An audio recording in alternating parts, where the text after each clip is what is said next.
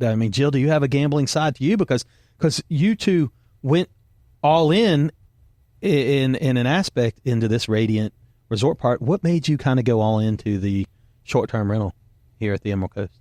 So no, I mean, like gambling in the sense of like poker, like Dave's taught me everything I know about poker. So I'm not a big like gambler in that sense, but I grew up, my dad is an attorney, but he was self-employed. He had his own little practice. So, and then when I came down here, I went into real estate. And so I've kind of constantly been in this entrepreneurial type situation. I helped another friend of ours who was launching something in the financial sector.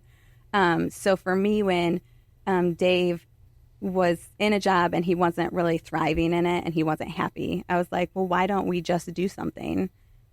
Because we can. 100%. Like, anybody can do anything. Greatest right? country. This is still the greatest country in the world. Yeah. America. I mean, make your plan and go for it. All right, we need an eagle now. I need to go, ha ha, or get a hawk or whatever, like an eagle chirp. Well, it needs to be a bald eagle, right? Yeah. We need the bald eagle. Or just gotta be the bald eagle. Yeah. Calm down. I'm looking forward to hearing that, Juice. All right. Whenever it comes out. But you're correct. It's such a great, you can do it. Yeah, I mean, you can take that risk here in this country. We just see a lot of people who are like unhappy and they feel stuck, but you're only stuck if you allow yourself to be stuck. Ooh, that's brilliant. So, I mean, I think that if you are unhappy in a situation, you look at what can you do. And so he was unhappy and I was like, well, let's do something different. And we kind of went through different things, like maybe we just get a new job and we move away or all the things. But we just went through no, we like living here. We like raising our kids here. You have all of this experience in the industry. I mean, he was 15 plus years in. I've been selling real estate here for 10, right? Over 10. And so we're like, let's just give it a try. We'll see what happens. I will add to that, her risk level has gone through the roof since we started on this venture. And we were very prayerful about it. I took a sabbatical. It's measured, right? Very much so. And really during that sabbatical, took some interviews and, had some good offers. But at the end of the day, it was always going to lead to the same spot.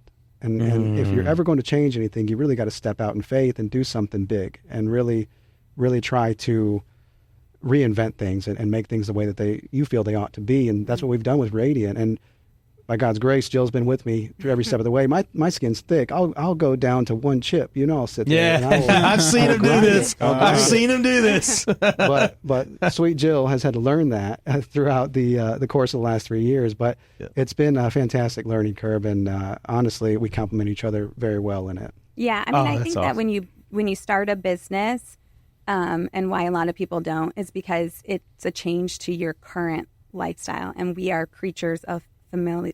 Habit for sure. Of comfort. Comfort, Really of comfort. And so when you're stepping out, there's a lot of uncertainty and there's a lot of sacrifice you have to be willing to make. You got to get comfortable with being uncomfortable. It's never going to go exactly the way that you think it's going to go. That's right. So even in this, we put out a plan and we had all these goals and we were like, surely we will hit them and we'll hit them on this time frame. And no problem. No, I mean, it has taken a lot longer than we thought it would. But there is a level of, with our faith, we can see God's hands print in it. We wouldn't have been able to take on, if it had come the way we wanted it to, sure, it probably would have overwhelmed us. But there's been this measured little by little that allows us to grow in a way that is sustainable. Sometimes I think that is the faithfulness of God, is that you're figuring it, sometimes it is Him giving you the ability to sit back and see what, make a plan and the process and figuring it out and how to come through it. When I was doing the career day, there's this young girl that was taking me around to go to the classroom where I was from, I guess, the media center. She's a freshman, and I just asked her how her year was going. She goes, I'm just so overwhelmed with all the stuff that they're throwing at me in all these classes. And I said, well, how do you eat an elephant? She was like, I don't know. I was like, one bite at a time. That's right. You just have to start. And I love what you said, is that you guys put a plan together and you had all of these places where you thought you might be, and some of them you probably have surpassed, some of them you haven't, and you figured it out. But that's the beauty, is you have to have a plan, right? Right. And that's how you can measure and pivot and make adjustments. Yeah. And so many people don't do a plan. It's the number one thing I don't understand, whether it's in your personal life or in business. You got to have a plan, folks. You got to have a plan. You've got to plan it out. Danielle and I've been doing this, this in fact, Monday. So we're shooting, by the time this comes out, our anniversary will have happened, but 24 years of marriage will be Monday. We've been together 30 years, and every year we do a plan. So we try to look out like where do we want to be? What are the things we want to see happen? Where do we think they're going to be? And it doesn't mean you're going to hit it, but you have no goals or targets if you don't have something down. Yeah. So great points, by the way, David. I now know where you get your thinking from. She's definitely influenced you for sure. I'm trying. So, what does customer service mean to you guys? Because I just feel like, I tell people all the time, it's the lost art of customer service, right? I know that's something big for you all. Davo's been at the house before, and we've talked about it. I remember one time you had this one review, and you're like so frustrated about it that time, and you wanted to make sure everything was right. And I know that's so important for you, your name and all that. Tell me, like, what does that mean to you guys? Well, you talk about your name, and I learned early on that you need to guard your reputation with your life. I mean, it's so very important to gain a good reputation for doing good work and then protect that. And so, with regards to everything that goes into customer service and hospitality, and it's really anticipating your guests' needs and looking at things from their perspective so that they should not go wanting at any point during their stay. Then when they walk in, that place better be perfect. Nice. If it's not perfect, they need to be able to tell that someone damn sure tried. Right. And that's really the effort that we put into it each and every day with Radiant and how we approach things.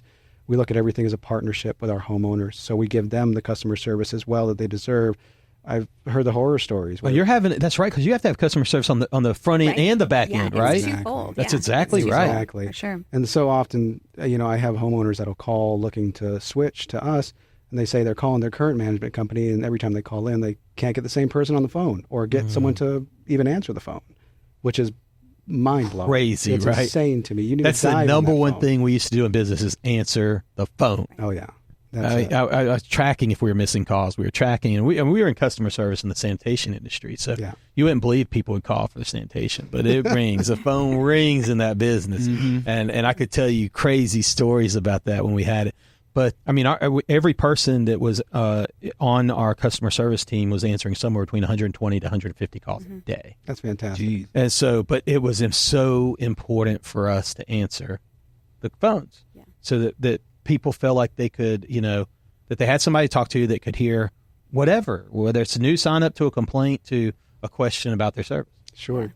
Yeah. And those complaints, too, I've, in years past and just through my experience, you can take that guest who's complaining and you can have them walk out the door with a discount and you'll never see him again, or you can turn him into a customer and an advocate for life. Heck yeah, you can. And when you can do that second move, that's when you're really transcending customer service and you're taking it to the next level. Well, that's brilliant. I can't believe Davo just said something that was brilliant. I thought it was all going to be Jill, and then here he goes surprising me. Well, he gets a lot of customer complaints, so he's gotten very good at dealing with them. I will say to that, I don't anymore. Not anymore. Because it is old job. Radiant, but